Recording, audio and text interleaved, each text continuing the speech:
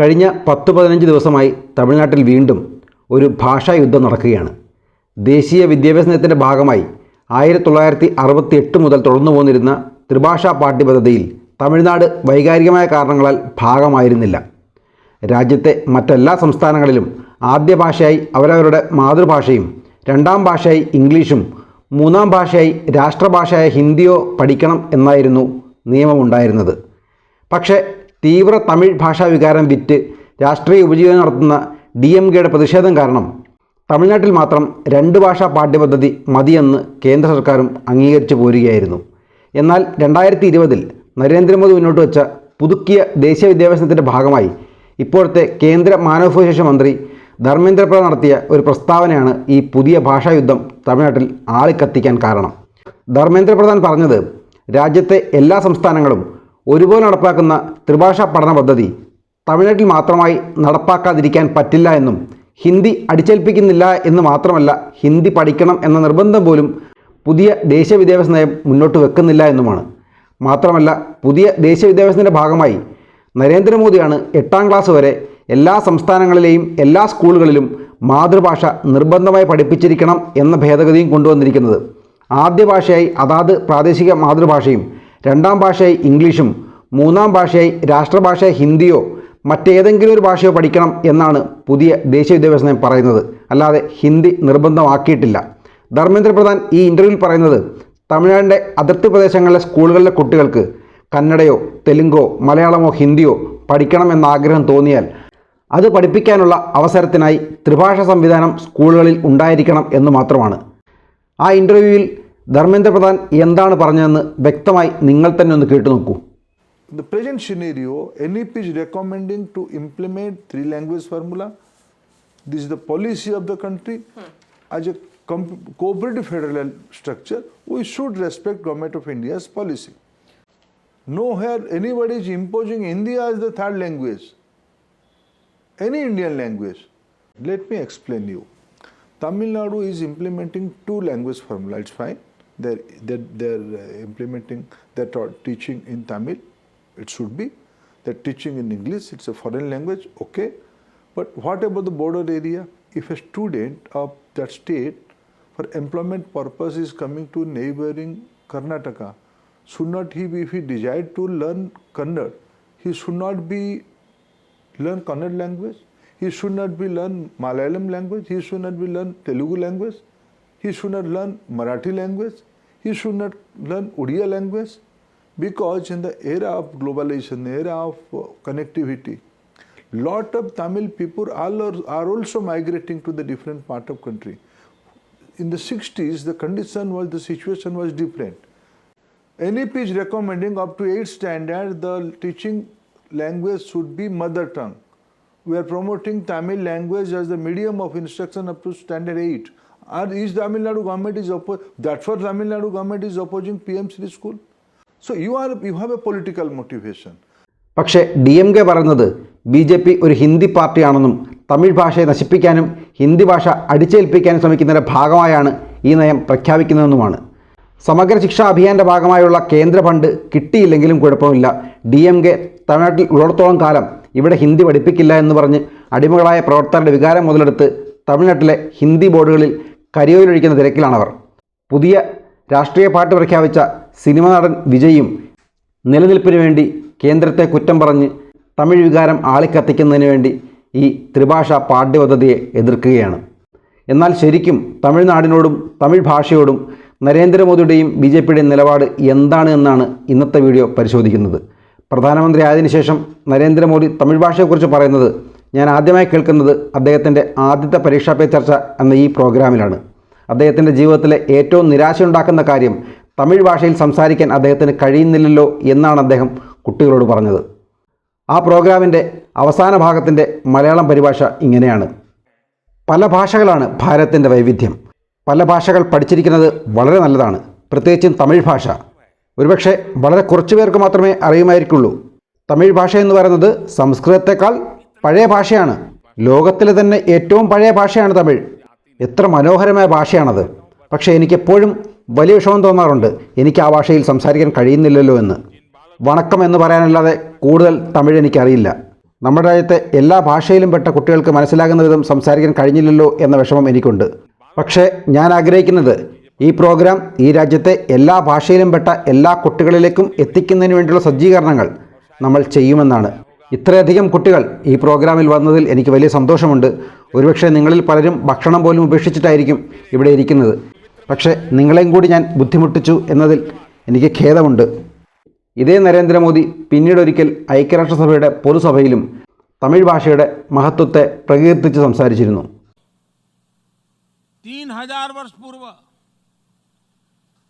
भारत के महान कवि कणियन पुंगुन रनार, उन्होंने विश्व की प्राचीनतम भाषा तमिल में कहा था, यादम उरे यावरुम केडीर, यानी हम सभी स्थानों के लिए अपनेपन का भाव रखते हैं और सभी लोग हमारे अपने हैं. और ये 3000 साल पहले की बात कर रहा हूं. താനത് മനഃപൂർവ്വം ചെയ്തതാണെന്നും തൻ്റെ മനസ്സിലുള്ളത് എന്തായിരുന്നെന്നും നരേന്ദ്രമോദി പിന്നീട് ഒരു തമിഴ് ചാനൽ നൽകിയ അഭിമുഖത്തിൽ പറഞ്ഞിട്ടുണ്ട്. അതിൻ്റെ കൂടി മലയാളം ഒന്ന് കേൾക്കാം.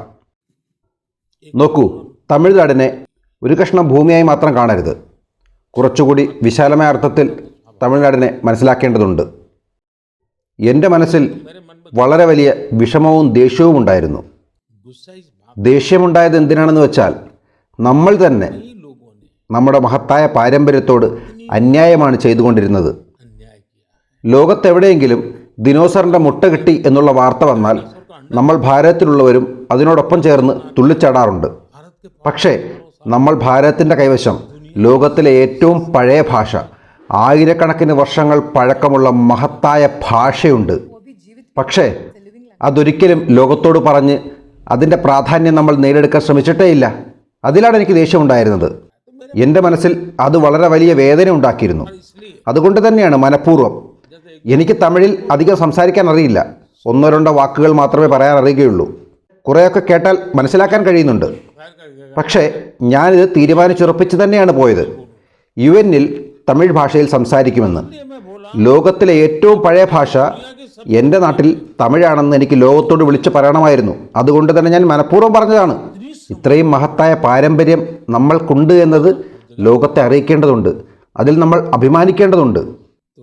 നോക്കൂ, എനിക്ക് തോന്നുന്നത് ഭാഷയിൽ പോലും ചിലർ രാഷ്ട്രീയം കലർത്തിയത് കൊണ്ടാണ് ഈ രീതിയിൽ സംഭവിച്ചതെന്നാണ്. എനിക്ക് തോന്നുന്നത് ഇഡലിയിലും ദോശയിലും ഈ രാഷ്ട്രീയം അവർ കളിക്കാതിരുന്നത് നന്നായെന്നാണ്. അല്ലെങ്കിൽ അതും തമിഴ്നാട്ടിൽ മാത്രമായി ചുരുങ്ങിപ്പോകുമായിരുന്നു. നമുക്ക് ശ്രീനഗറിലോ അല്ലെങ്കിൽ ഡൽഹിയിലോ ഗുജറാത്തിലോ ഒന്നും ഇഡലിയും ദോശയും കിട്ടില്ലായിരുന്നു.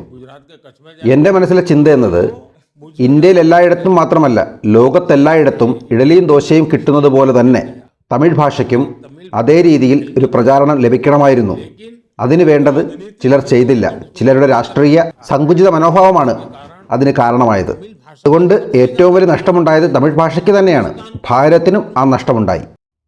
കൂടാതെ 2019 സ്വാതന്ത്ര്യദിനത്തിൽ ചെങ്കോട്ടയിലും നരേന്ദ്രമോദി തിരുക്കുറളിലെ തമിഴ് ശ്ലോകം ഉപയോഗിച്ചത് അന്നത്തെ തമിഴ്നാട് മുഖ്യമന്ത്രിയായിരുന്ന എടപ്പാടി പളനിസ്വാമി പ്രകീർത്തിക്കുകയും ചെയ്തിരുന്നു. അതിനെക്കുറിച്ച് അന്ന് ഒരു തമിഴ് ന്യൂസ് ചാനലിൽ വന്ന റിപ്പോർട്ട് കൂടി നിങ്ങൾ കാണണം. ஐநாவில் புறநானூற்று பாடலை மேற்கோள் காட்டி பிரதமர் மோடி தமிழில் பேசியதற்கு தமிழக முதலமைச்சர் எடப்பாடி பழனிசாமி உள்ளிட்டோர் பாராட்டு தெரிவித்து வருகின்றனர். இதற்கு முன்பும் பலமுறை தமிழில் பேசி பிரதமர் தமிழக மக்களின் கவனத்தை ஈர்த்திருக்கிறார். ஐநா பொதுக்கூட்டத்தில் உரையாற்றிய பிரதமர் யாதும் ஊரே யாவரும் கேளீர் என்ற புறநானூற்று பாடலை மேற்கோள் காட்டி பேசினார். 3000 ஆண்டுகளுக்கு முன்பே கணியன் பூங்குன்றனார் இதுகுறித்து பேசியதாக கூறி ஐநாவில் தமிழை ஒலிக்க வைத்தார் மோடி. இந்த ஆண்டு செங்கோட்டையில் மூவர்ண கொடியை ஏற்றி ஆற்றிய உரையிலும் தமிழில் பேசினார் மோடி. தண்ணீரின் முக்கியத்துவத்தை பதிவு செய்வதற்காக உலக பொதுமறையாம் திருக்குறள் எழுதிய வள்ளுவனின் வாக்கை துணைக்கு அழைத்து நீரின்றி அமையாது உலகு என்ற வாசகத்தை அவர் மேற்கோள் காட்டியது தமிழாய்ந்த அறிஞர்களையும் தமிழ் சமூகத்தையும் பெருமைப்பட வைத்தது. തമിഴ് സന്യാസി തിരുവള്ളുവർ ജി അക്കാലത്ത് ഇങ്ങനെ പറഞ്ഞിരുന്നു. ആയിരക്കണക്കിന് വർഷങ്ങൾക്ക് മുമ്പ് ഇങ്ങനെ എഴുതിയിരുന്നു. ആ കാലത്ത് ഒരുപക്ഷെ ഒരിക്കലും ജലത്തിന്റെ ലഭ്യതയെക്കുറിച്ച് ഒരു വിഷമവും ആർക്കും അറിയുക പോലും ഉണ്ടായിരുന്നില്ല. വെള്ളത്തിന്റെ മഹത്വത്തെക്കുറിച്ച് ആർക്കും അറിയുക പോലും ഉണ്ടായിരുന്നില്ല. ആ സമയത്ത് തമിഴ് സന്യാസി തിരുവള്ളുവർജി ഇങ്ങനെ എഴുതിയിരുന്നു.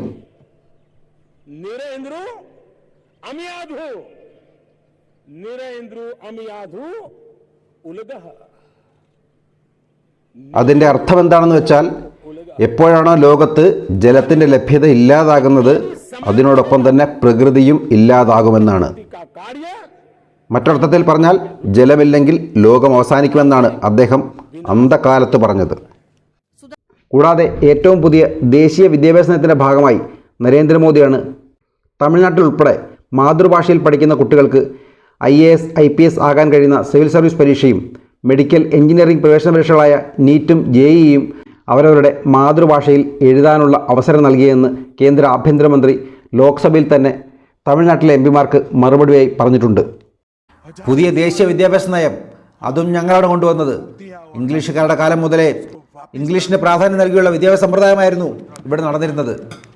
എന്നാൽ പുതിയ ദേശീയ വിദ്യാഭ്യാസ നയത്തിൽ ഞങ്ങൾ നിർബന്ധമാക്കി. എന്താണ്? കുട്ടികൾ മാതൃഭാഷയ്ക്ക് കൂടുതൽ പ്രാധാന്യം നൽകി വേണം പഠിക്കണമെന്നത്. അതിനാണ് സഭാപതിജി, നരേന്ദ്രമോദിക്ക് മുൻപ് IAS IPS എക്സാമുകൾ മാതൃഭാഷയിൽ എഴുതാൻ കഴിയുമായിരുന്നില്ല.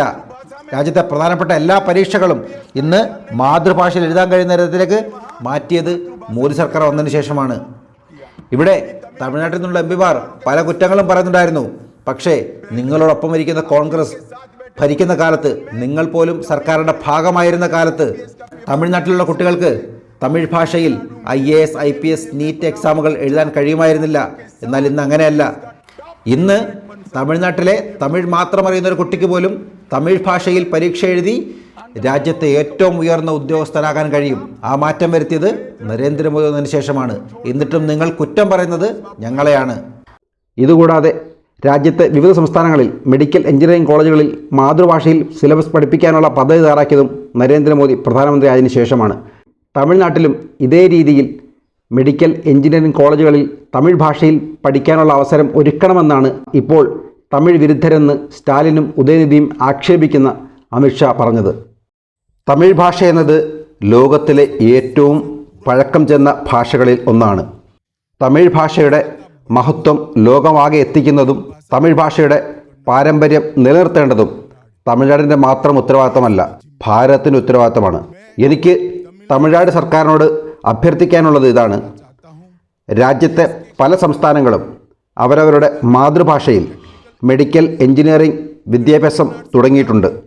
തമിഴ്നാട് സർക്കാർ കൂടി മുൻകൈയെടുത്ത് തമിഴ്നാട്ടിലെ മെഡിക്കൽ എഞ്ചിനീയറിംഗ് കോളേജുകളിൽ തമിഴ് മീഡിയത്തിൽ പഠിച്ചു വരുന്ന കുട്ടികൾക്ക് കൂടി വളരെ എളുപ്പം മനസ്സിലാക്കാൻ കഴിയുന്ന രീതിയിൽ തമിഴിൽ തന്നെ മെഡിക്കൽ എഞ്ചിനീയറിംഗ് വിദ്യാഭ്യാസം പൂർണ്ണമായി പൂർത്തിയാക്കാനും അതിൽ തന്നെ ഗവേഷണം നടത്താനുമുള്ള അവസരം ഒരുക്കണമെന്നാണ് എനിക്ക് പറയാനുള്ളത്. എഞ്ചിനീയറിംഗ് കോളേജിലെ സീറ്റുകളുടെ കണക്കെടുത്താൽ ഏതാണ്ട് 13,500-ലധികം സീറ്റുകളിൽ തമിഴ് മീഡിയത്തിൽ എഞ്ചിനീയറിംഗ് പഠിപ്പിക്കാനുള്ള അനുവാദം നൽകിയിട്ടുണ്ട്.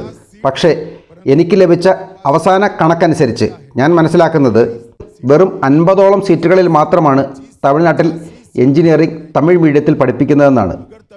അതിൽ കുറച്ചുകൂടി താല്പര്യം കാണിച്ചുകൊണ്ട് തമിഴ് ഭാഷയെ സ്നേഹിക്കുന്നെന്ന് പറയുന്ന തമിഴ്നാട്ടിലെ സർക്കാർ ഈ തരത്തിൽ മെഡിക്കൽ എഞ്ചിനീയറിംഗ് വിദ്യാഭ്യാസ മേഖലയിൽ കോളേജുകളിൽ തമിഴ് മീഡിയത്തിൽ പഠിച്ചു വരുന്ന കുട്ടികൾക്ക് തമിഴ് ഭാഷയിൽ തന്നെ പഠിക്കാനുള്ള കൂടുതൽ സൗകര്യങ്ങൾ ഒരുക്കുകയാണെങ്കിൽ അതായിരിക്കും നിങ്ങൾക്ക് തമിഴ് ഭാഷയോട് ചെയ്യാൻ കഴിയുന്ന ഏറ്റവും മികച്ച സേവനം.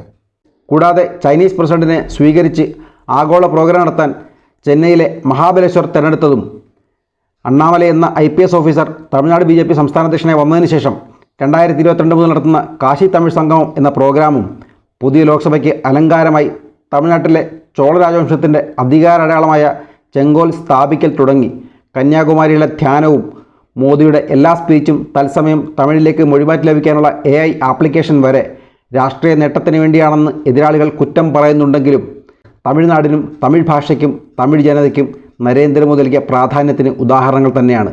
2023 പരീക്ഷാ പേ ചർച്ച എന്ന പ്രോഗ്രാമിൽ തമിഴ് ഭാഷയുടെ മഹത്വത്തെക്കുറിച്ചും പ്രാധാന്യത്തെക്കുറിച്ചും ഒപ്പം വിവിധ ഭാഷകൾ കുട്ടികൾ പഠിച്ചിരിക്കേണ്ടതിൻ്റെ ആവശ്യകതയെക്കുറിച്ചും നരേന്ദ്രമോദി പറഞ്ഞതിൻ്റെ മലയാളം പരിഭാഷ കൂടി കാണണം. ഋതിക, നിങ്ങളുടെ ചോദ്യം ചോദിക്കൂ. ബഹുമാനപ്പെട്ട പ്രധാനമന്ത്രി, നമസ്കാരം. എൻ്റെ പേര് ഋതിക ഗോഡ്കെ. ഞാൻ മധ്യപ്രദേശിലെ Bhopal government Subhash excellence secondary school for എക്സലൻസിലെ 12ാം ക്ലാസ് വിദ്യാർത്ഥിയാണ്. സാർ, താങ്കളോടുള്ള എൻ്റെ ചോദ്യം, നമുക്ക് എങ്ങനെ കൂടുതൽ ഭാഷകൾ പഠിക്കാനാകും? എന്തുകൊണ്ട് അത് പ്രധാനമാണ്? നന്ദി. താങ്കൾ വളരെ നല്ല ചോദ്യമാണ് ചോദിച്ചത്. ഇന്ത്യ വൈവിധ്യങ്ങൾ നിറഞ്ഞ രാജ്യമാണ്. നമുക്ക് അഭിമാനത്തോടെ പറയാൻ കഴിയും, നൂറുകണക്കിന് ഭാഷകൾ, ആയിരക്കണക്കിന് ഭാഷകൾ. ഇതാണ് നമ്മുടെ സമ്പത്ത്, നമ്മുടെ സമൃദ്ധി. നമ്മുടെ ഈ സമൃദ്ധിയിൽ നാം അഭിമാനിക്കണം. ഇത്രയും വലിയ രാജ്യത്താണ് നിങ്ങൾ ജീവിക്കുന്നത്. ഒരു ഹോബി എന്ന നിലയിൽ ഞങ്ങൾ ചിലപ്പോൾ തബല പഠിക്കുന്നു, നിങ്ങൾ ചിലപ്പോൾ പുല്ലാങ്കുഴൽ പഠിക്കുന്നു, സിത്താർ പഠിക്കുന്നു, പിയാനോ പഠിക്കുന്നു. ഞാൻ ഇത് ചെയ്യുമോ എന്ന് ചിന്തിച്ചിട്ടുണ്ടോ? ഇങ്ങനെയാണെങ്കിൽ അയൽ സംസ്ഥാനത്തിലെ 1-2 ഭാഷകൾ ഉത്സാഹത്തോടെ പഠിക്കുന്നതിൽ ശ്രമിക്കണം. നമ്മൾ ഭാഷ പഠിക്കുന്നത് മാത്രമല്ല, ചില സംസാരവാക്യങ്ങൾ പഠിക്കണം. എനിക്ക് സങ്കടം തോന്നുന്നു, വളരെ സങ്കടപ്പെടുന്നു. നമ്മുടെ നാട്ടിൽ എവിടെയെങ്കിലും കല്ലുകൊണ്ട് നിർമ്മിച്ച മനോഹരമായ ഒരു സ്മാരകമുണ്ട്, അതിന് 2000 വർഷം പഴക്കമുണ്ടെന്ന് ആരോ നിങ്ങളോട് പറയുന്നു. അപ്പോൾ നിങ്ങൾക്ക് അഭിമാനം തോന്നുന്നു. ഹേ സഹോദര, ആ സമ്പ്രദായം 2000 വർഷങ്ങൾക്ക് മുമ്പുള്ളതാണ്. നാം അഭിമാനിക്കണം. ഇത് എത്ര നന്നായി നിർമ്മിച്ചിട്ടുണ്ട്. ലോകത്തിലെ ഏറ്റവും പഴക്കമുള്ള ഭാഷ എന്റേതാണ് എന്ന് നെഞ്ചുയർത്തി ലോകത്തോട് പറയണം. പറയണോ, പറയാതിരിക്കണോ? ലോകത്തിലെ ഏറ്റവും പഴക്കമേറിയ ഭാഷ നമ്മുടെ തമിഴ് ഭാഷയാണെന്ന് നിങ്ങൾക്കറിയാം. ലോകത്തിലെ ഇത്രയും വലിയ നിധി ഏത് രാജ്യത്താണുള്ളത്? നെഞ്ചടിപ്പോടെ നമ്മൾ ലോകത്ത് ഇതൊന്നും പറയാത്തത്ര വലിയ അഭിമാനം ഈ നാടിനുണ്ട്. കഴിഞ്ഞ തവണ UNOയിൽ പ്രസംഗിച്ചപ്പോൾ മനഃപൂർവ്വം ചില തമിഴ് കാര്യങ്ങൾ പറഞ്ഞത് ലോകത്തോട് പറയണം എന്നുള്ളതുകൊണ്ടാണ്. ലോകത്തിലെ ഏറ്റവും മികച്ച ഭാഷ, ലോകത്തിലെ ഏറ്റവും പഴക്കമുള്ള ഭാഷ അതെന്റെ രാജ്യത്തിൻ്റെതാണ് എന്നതിൽ ഞാൻ അഭിമാനിക്കുന്നു. നമ്മൾ അഭിമാനിക്കണം. ഇനി ഒന്ന് നോക്കൂ, ഉത്തരേന്ത്യയിൽ നിന്നുള്ള ഒരാൾ സുഖമായി ദോശ കഴിക്കുമോ ഇല്ലയോ എന്ന്. അവൻ കഴിക്കുമോ ഇല്ലയോ? സാമ്പാറും വളരെ സന്തോഷത്തോടെയാണോ കഴിക്കുന്നത്? അതുകൊണ്ടാണ് അവൻ തെക്കോ വടക്കോ ഒന്നും കാണാത്തത്. തെക്കോട്ട് പോയാൽ പരന്ത പച്ചക്കറിയും പൂരിപ്പച്ചക്കറിയും കിട്ടും. ആളുകൾ അത് വളരെ ആർത്തിയോടെ കഴിക്കുന്നു. അവർ അതിൽ അഭിമാനിക്കുന്നുണ്ടോ ഇല്ലയോ? ടെൻഷനില്ല, തടസ്സമില്ല. ജീവിതകാലം മുഴുവൻ വരുന്നത് പോലെ വളരെ എളുപ്പത്തിൽ എല്ലാവരും അവരുടെ മാതൃഭാഷയ്ക്ക് ശേഷം ഇന്ത്യയിലെ ഒന്നോ അല്ലെങ്കിൽ മറ്റേതെങ്കിലും ഭാഷയിലോ ഏതെങ്കിലും വാക്യങ്ങൾ ഉണ്ടാക്കാൻ ശ്രമിക്കണമെന്ന് ഞാൻ ആഗ്രഹിക്കുന്നു. ഭാഷ ഒരു ഭാരമല്ല. പിന്നെ ഞാൻ ഓർക്കുന്നു, വർഷങ്ങൾക്ക് മുമ്പ് ഞാൻ സാമൂഹിക പ്രവർത്തനങ്ങളിൽ ഏർപ്പെട്ടിരിക്കുമ്പോൾ ഞാൻ ഒരു പെൺകുട്ടിയെ കണ്ടിരുന്നു. ഭാഷ പഠിക്കാൻ ആ കുട്ടിക്ക് അതിശയകരമായ ശക്തിയുണ്ടെന്ന് ഞാൻ കണ്ടു. വളരെ വേഗത്തിൽ പഠിക്കുന്നു. അവളുടെ അമ്മ കേരളത്തിൽ നിന്നാണ്, അച്ഛൻ ബംഗാളിയിൽ നിന്ന്. വിശ്വമാനവികത നിറഞ്ഞതാണ് അവരുടെ കോളനി. ഹിന്ദിയാണ് സംസാരിച്ചിരുന്നത്. അടുത്ത വീട്ടിലൊരു കുടുംബം മറാത്തിയായിരുന്നു. അവിടെ ഉണ്ടായിരുന്ന സ്കൂൾ ഗുജറാത്തി ആയിരുന്നു. ഞാൻ ആശ്ചര്യപ്പെട്ടു. 7-8 വയസ്സുള്ള പെൺകുട്ടി ബംഗാളി, മറാത്തി, മലയാളം, ഹിന്ദി എന്നിവ വളരെ വേഗത്തിൽ സംസാരിക്കുന്നു. വീട്ടിൽ 5 പേർ ഇരിക്കുന്നു. നിങ്ങൾക്ക് അവളോട് സംസാരിക്കണമെങ്കിൽ അവൾ അത് ബംഗാളിയിൽ ചെയ്യും. അവൾ ചെയ്താൽ മലയാളത്തിൽ ചെയ്യും. ഗുജറാത്തിയിൽ പെൺകുട്ടിക്ക് 8-10 വയസ്സായിരുന്നു. അതായത് അവളുടെ കഴിവ് പൂത്തുലഞ്ഞു. അതിനാൽ നമ്മുടെ പൈതൃകത്തിൽ അഭിമാനിക്കണമെന്ന് ഞാൻ നിങ്ങളോട് അഭ്യർത്ഥിക്കുന്നു. പൂർവികർ അത്തരം ഭാഷ നമുക്ക് നൽകിയിട്ടുണ്ട്. ഇത് ഓരോ ഇന്ത്യക്കാരനും അഭിമാനിക്കേണ്ട കാര്യമാണ്. എല്ലാ ഭാഷയും അഭിമാനിക്കേണ്ടതാണ്. ये हर हिंदुस्तानी को गर्व होना चाहिए, हर भाषा पे गर्व होना चाहिए. बहुत बहुत धन्यवाद.